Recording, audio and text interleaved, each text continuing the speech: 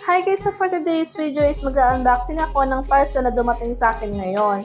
Isa sa mga natitrending na rejuvenating set dito kay TikTok.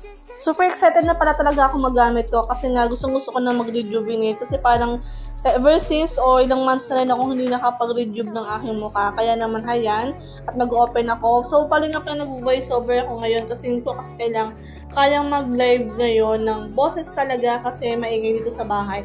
So sa totoo lang napakaganda ng packaging nitong item na to.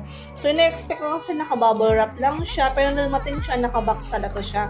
So ayan, ino-open ko na nga pala siya and natutuwa ako sa packaging nito and sa color ng box. So start na tayo. So yan nga pala yung mukha ko nang hindi pa ako naghihilamos. So nauna na itong si toner, si glow toner, then next is yung rejuvenating cream, night cream.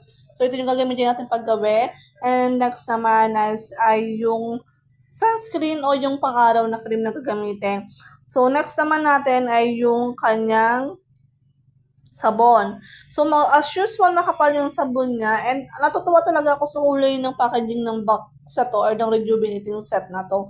So, yan yung ating nga. Yan yung mga laman ng set ng rejuvenating ni Glow 190. So, alam mo, ang ganda ng box talaga nito. Ang ganda ng kulay, ang ganda ng packaging. So, kapag nga pala bibili kayo ng product is make sure na i-check nyo yung expiry, procedure, kung paano gagamitin. Sa paggamit nga pala ng sabon ay ayan, kinat ko muna siya ng maliliit.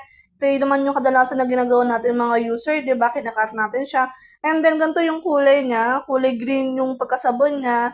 And yan, nagkilamos na ako ng mukha kasi gusto kong malaman kung ano ba yung naging effect niya kapag naghugas or nagkilamos na ako ng aking mukha.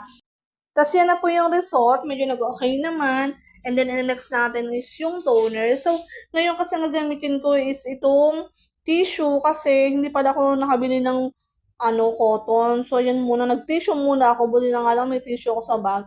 So, syempre, kailangan pati leeg. So, ayan na yung looks. And then, next naman natin is yung rejuvenating cream or night cream. So, guys, huwag kayong gamit ng rejuvenating cream sa araw kasi magkakaroon kayong lalo ng dark spots niyan. So, ilalagay lang natin.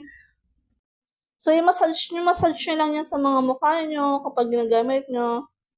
And make sure lahat ng parte malalagyan. And syempre, kailangan iwasan nyo yung mga sensitive areas like yung sa may mga bandang mata. So, yan na yung look. So wala pa ako masyadong masasabi sa product na to kasi nakabibili ko lang at gamit lang.